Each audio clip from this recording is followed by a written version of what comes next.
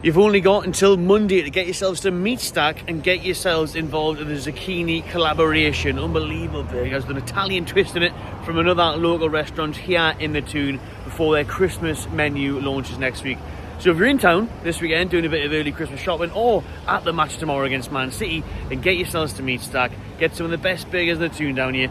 I'm going to go have a look now because I haven't tried the zucchini myself, but I've heard very good things. Buongiorno. Outrageous milkshakes from Meat Stack as well, by the way. This is a pistachio one. There's some of the deals they've got on all the time here. Lovely stuff. So this is the chicken lasagna burger. That looks unbelievable. Filthy fries. And there is the beef version. I don't even know what's in there, but it looks class. And some bolognese truffle fries as well. Oh yes, I can confirm that Meat Stack was absolutely delicious, but I am stuffed now. Let's hope Newcastle don't get stuffed here tomorrow against Man City.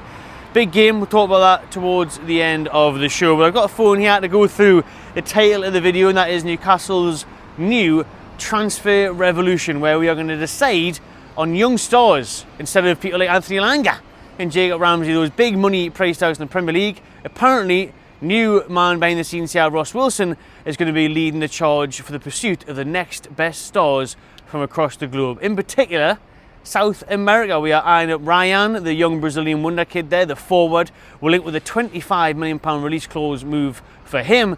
And of course, who's been in the headlines lately is Keys Smith, the young Dutch midfielder from AZ Alkmaar, who they're also holding out for a fee in the region of £25 million. So there's been a few different articles on this, on Ross Wilson, on what Newcastle are going to do going forward. And we did a video last week on PSR being scrapped. That's been confirmed today. The Premier League and the meeting that took place today on Friday the 21st November has said that there will be no more PSR. It's getting replaced by SCR, which is just very similar, really. It's squad cost ratio or something like that, but apparently, I talked about it more in the last video. It's not really going to make a big deal, unfortunately. A lot of people online were in the comments saying, oh, Newcastle now are going to be able to go mad. Newcastle are going to cook with this. Won't be able to cook that much, to be honest with you. Won't be able to cook that much at all. Unfortunately, it looks like it won't be a real groundbreaking change. But more on that, if other things do come about it in another video, but we did talk about it last week. So on a new approach to transfers then. Keith Smith, the 19-year-old AZ Alkmaar midfielder, is heavily linked with Europe's top clubs, Newcastle being one of them. We are now in the market for project players. And I put a thumbnail of Ross Wilson and Eddie Howe walking through the dugouts there of Brighton and Hove Albion, because they are very much a club to look at and aspire to be like in terms of finding these young talents like Caicedo, McAllister, and then flipping them for crazy amounts of money compared to what they paid for them. Howe has, got that perception about him where it's all about British signings and stuff, which is kind of a lazy narrative a lot of the times. I mean, even though he did look towards Ramsey this summer and Premier League players like Anthony Elanga, Ramsdale and stuff, he did obviously unearth Tonali, Bruno, Isaac, and turn them into big stars. But in recruitment circles now, behind the scenes here at St James Park, they're talking about looking at a different approach, commit to players who are in potentially Europe's top 5 leagues, if it isn't those South American ones like I mentioned before, and making a move on them. And talk about Brighton, they obviously snapped up the player that we did do that with, which was Yankuba Minteh. So we're trying to find the next Minteh. We're trying to learn from our lessons and this time actually be able to keep them and nourish them here at the club. And it has to be said, the loan moves are going to be a lot better for Newcastle as well. When we bring in these players like last summer, Antonio Cordero and others, to name a few, don't get game time at all. So we need to sort that out as well behind the scenes here. But we are really looking at like a Minteh as part of that player trading model to work on in the future. Because again, these articles, the one from the IP or the one from everywhere, are saying that Eddie Anderson is a huge target of Newcastle's. Eddie Howe would love nothing more than to bring the Geordie lad back to Geordie land here, but it's going to be near on impossible because it's going to cost around £100 million to do so. So that's why we're then looking at these players like Smith instead. So we did have a substantial spend in the summer, even after Isaac went for huge money and other sales. There is money to spend, but it's not going to be massive in terms of, right, well, we sold Isaac for 130 million, let's go buy someone for 100 million. Because we did necessarily spend a lot of that on Voltamada, 70 million there. The other players I've mentioned so far in this video, Elanga and that, 250 million quid we didn't around in the summer there. But yes, we do have money to spend, but they don't want to go, and they can't really afford to splash it on one player like an Anderson, 100 million quid, and then you're kind of back to square one. So they're looking abroad to these European markets, like the Dutch leagues and stuff, where there's talent for the cheap, and then South American markets as well, where they can capitalise on that. And other teams have been doing that for ages. You know, even right now, Chelsea comes to mind with Estevao, signing him, bringing him in. He's obviously been a big signing for them, and he looks like he's going to be the next best thing out of Brazil. So that's the type of player Newcastle want to look at and try and find as well. So on to the South American targets then. There's loads of noise out there that head of recruitment Steve Nixon has been building a network in Brazil, and they've recently inquired about Vasco da Gama's exciting 19-year-old forward Ryan, who has 12 goals in Brazil's Serie A and is rated at 25 million, as I mentioned earlier in the video. Big risk for Newcastle, that really, 25 million from Brazil. It's going to go one way or another. Could turn out to be a massive flop, doesn't get much game time, nightmare, crap loans, and we're knackered. Should have looked close at home. But if it pays off, it's complete opposite. It could be an Estevao, it could be the next best thing out of Brazil, and you could be looking at a bloody Neymar star in the making. So that's what they're there for. That's what Nixon, the scouts, they've got to do the job. They'll do it in essence and do it in depth, I'm sure.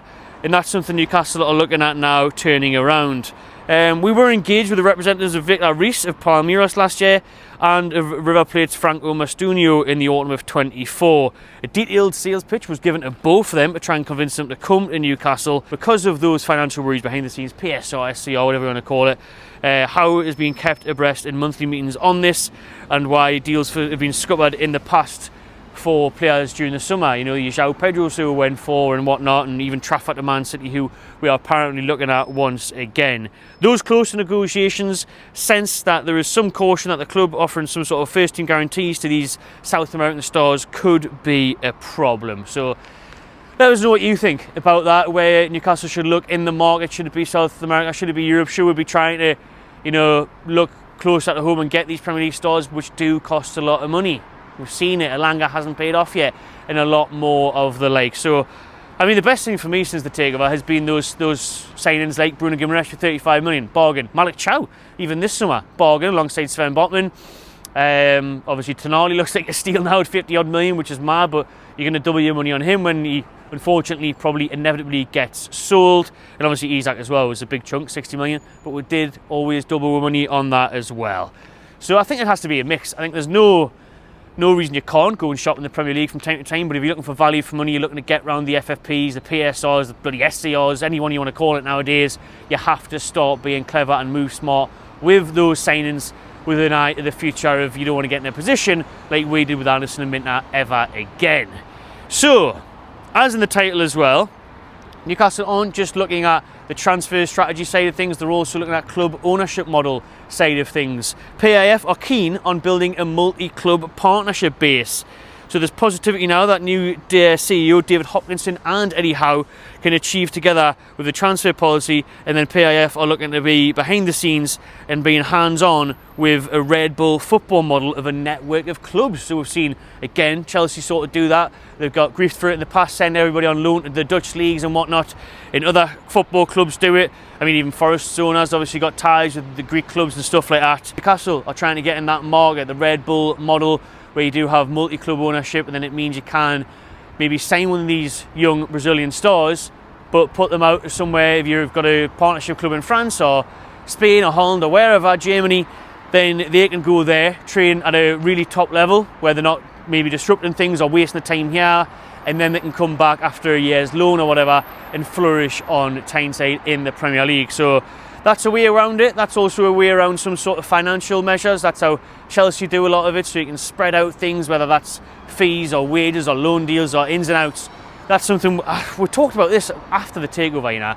Years ago we mentioned this on a podcast, and it's just so surprising why we haven't done it yet. It's so strange why we haven't been able to look at these sort of things. I mean, we're bang on the drum about missing out on financial gains like training ground sponsors, training kit sponsors, stadium sponsors, but things like this as well, multi-club models, things that should have been done years ago for me. They really should have, but it's an interesting one if Newcastle are going to look towards that. PAF once again looking to put their fingers in more pies and buy more clubs. Well, as long as it's something that can help Newcastle, then why not? Finally, Manchester City here tomorrow just about 24 hours time, to be honest, under the lights at St James's Park. 5:30 kick-off against a Pep Guardiola side that are very much getting back to their best in the title race. Erling Haaland on fire. He's scored more goals than Newcastle's entire team so far this season, so that doesn't bode well, and that's why I've got him on my midnight special. We have got a special price boost for you on midnight this weekend. I've asked for it myself, I put it on myself, you can see it on your screen. It is Haaland himself to score alongside Big Nick Voltemada. So both of them to score, you can see it there, 20 quid, 120 back. But if you bet £10 on midnight, you will get £30 back in free bets. So you can scan that QR code or hit the link in the description to get involved in that and let us know what your tips are this weekend, what you think's going to happen in the game. I'm going to try and be positive. I'm going to say that we'll get a Desmond 2-2, a good draw here. I just think international break came at the right time. Some of the lads are going to be back. Obviously, Eddie Howe, his press conference this morning, talked about Anthony Gordon being touch and go with his hip injury. Tino and Lewis Hall, very possible that they could play. I mean, Hall's going to have to really, with Bain being suspended, unless Eddie went for 3 at the back, which he kind of hinted at making changes in the press conference today and trying new things to try and get one over on Pep's Man City for the first time ever. We drew 1-1 last year. Gordon did score. Joe Litton's fine. Tonali's fine. Nick Pope's fine. So all good news on that front. Johan Wissa, still no date on Wissa. Someone on Instagram said it's a Wizasta so far, that signing. I have to agree with him, but I'm going to give him time when he does come back. I really hope he does hit the ground running, but no date yet for Johan Wissa's return, which is a big shame, man. We're nearly in December, you know what I mean? Santa's around the corner and Wissa's still nowhere to be seen, so we need Wissa to turn up soon. Give us another option, give us some firepower and get him alongside Nick, or rotating to ease the load on the big German to try and get some wins on the board for Newcastle this season. So Sula, again, another forward, he is out for another few games at least, so he's going to see a specialist on Monday. But there we go, there's the team news. I think a couple of players are missing for Man City as well. Kovacic and Rodri. Eddie Howe, Pep Guardiola, was bigging up Eddie Howe and Bruno Guimaraes today, saying he's always been a fan of Bruno from his time at Lyon. He looked at signing him. He's been linked with City in the past when he had that release clause, didn't he? So Pep's an admirer of Bruno. Howe's a big admirer of Pep. He says it's the best team he's ever come up against. He thinks it's the best in history. Well, we'll see what happens tomorrow, but I just think 5:30 is going to suit us. The international break came at the right time. We need a response. We're at home. If it was away, we'd be getting battered 7-0. But at home, I think we've got a chance of getting a result. So let us know your score predictions down in the comments below. Subscribe to the My Channel TV, give it a like, and enjoy yourself.